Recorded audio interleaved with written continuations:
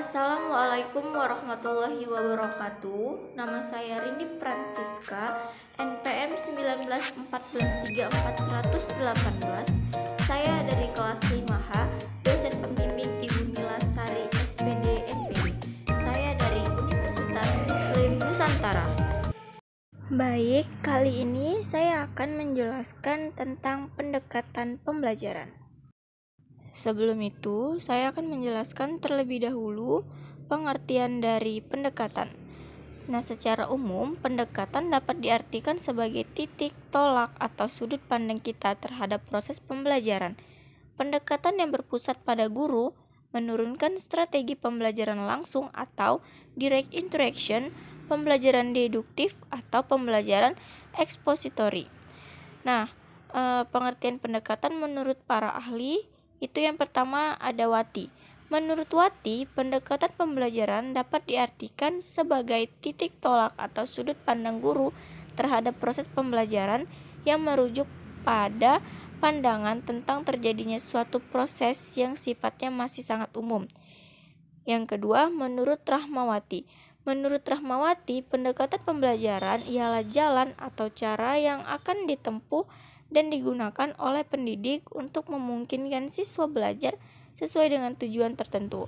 Nah, jadi dapat disimpulkan bahwa pendekatan pembelajaran adalah pandangan atau sudut pandang berupa rencana awal untuk menentukan pelaksanaan proses pembelajaran dalam menerapkan perlakuan atau tindakan kelas yang akan digunakan dalam kegiatan belajar mengajar. Jadi, pendekatan itu terdiri dari dua jenis. Yang pertama ada pendekatan teacher-centered dan yang kedua ada pendekatan student-centered. Mau tahu apa saja pengertian dari keduanya? Ayo sama-sama ikutin ya. Jangan kemana-mana. Pendekatan teacher-centered. Nah, pada pendekatan ini pembelajaran berpusat pada guru.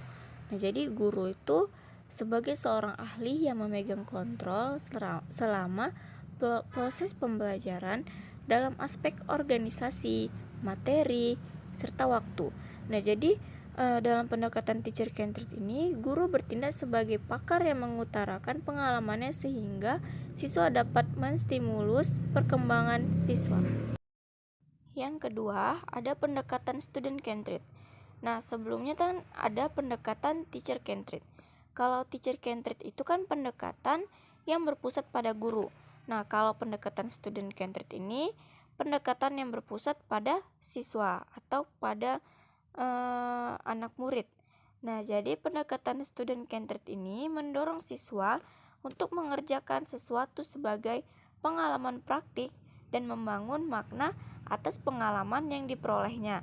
Nah, jadi pusat pembelajaran ini diserahkan langsung ke peserta didik dengan supervisi dari guru. Nah, kalau jenis-jenis pendekatan itu terbagi menjadi dua. Kali ini macam-macam pendekatan pembelajaran itu terbagi menjadi 9. Yang pertama ada pendekatan kontekstual atau sering dikenal dengan pendekatan CTL. Nah, pada pendekatan pembelajaran kontekstual ini merupakan pendekatan pembelajaran yang dikenal dengan sebutan CTL atau Contextual Teaching and Learning. Nah, pendekatan ini adalah pendekatan pembelajaran yang mengaitkan materi pembelajaran dengan situasi dunia nyata siswa. Jadi, melalui pendekatan kontekstual ini, siswa diharapkan hasil belajar dapat lebih bermakna bagi siswa, karena siswa dapat mengaplikasikan hasil belajarnya dalam kehidupan mereka dalam jangka panjang. Pendekatan pembelajaran kontekstual ini juga lebih mengutamakan aktivitas siswa dalam pembelajaran. Jadi, siswa itu dapat menemukan konsep tentang materi pembelajaran, serta siswa itu dapat mengaitkan konsep tersebut dengan situasi dunia nyata mereka. Yang kedua, itu ada pendekatan expository atau expository. Nah, pendekatan expository ini menekankan pada penyampaian informasi yang disampaikan sumber belajar kepada peserta pembelajaran. Dalam pendekatan expository, sumber belajar dapat menyampaikan materi sampai tuntas.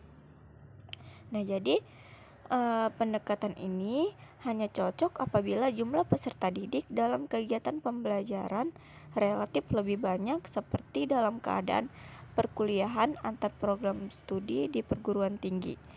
Pendekatan ini cenderung berpusat pada sumber belajar yang dimiliki. Yang ketiga, ada pendekatan induktif.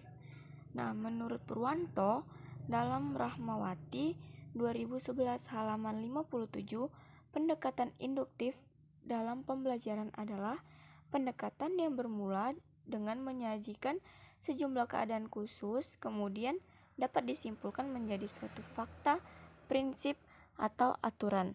Nah, dalam pembelajaran ini diawali dengan memberikan contoh-contoh khusus, kemudian sampai kepada generalisasinya.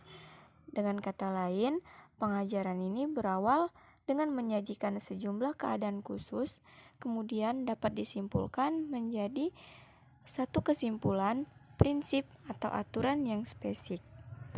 Yang keempat, ada pendekatan deduktif. Pendekatan deduktif adalah pembelajaran yang berpangkal dari hal yang bersifat umum lalu diarahkan pada hal yang bersifat khusus. Oleh karena itu, pembelajaran dengan pendekatan deduktif ini terkadang sering disebut pembelajaran tradisional, yaitu pembelajaran yang guru memulai dengan teori dan meningkatkan ke penerapan teori. Atau contoh, pembelajaran dengan pendekatan deduktif ini menekankan pada guru agar mentransfer informasi atau pengetahuan kepada siswa. Yang kelima, ada pendekatan konstruktivisme. Dalam kelas konstruktivisme, seorang guru tidak mengajarkan kepada anak bagaimana menyelesaikan persoalan, namun mempresentasikan masalah dan mendorong siswa untuk menemukan cara mereka sendiri dalam menyelesaikan permasalahan.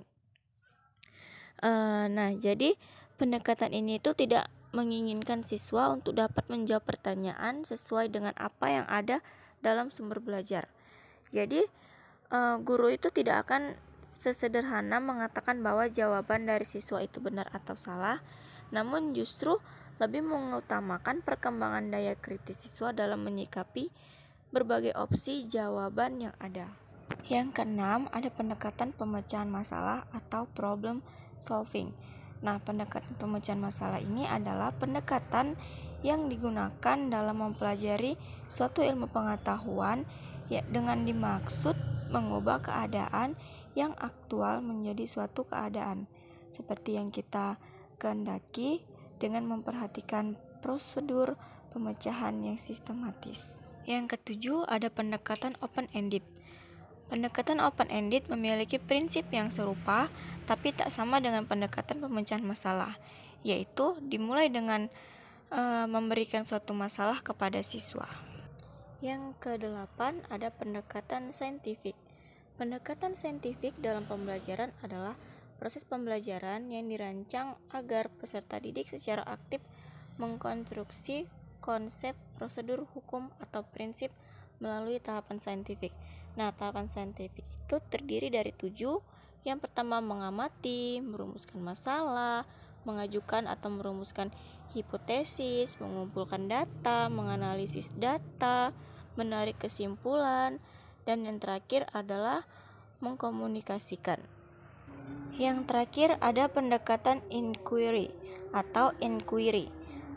Nah, pada pendekatan inquiry ini adalah pendekatan yang berusaha untuk memberikan kesempatan kepada peserta didik untuk belajar melalui penyingkapan atau penyelidikan terhadap suatu permasalahan.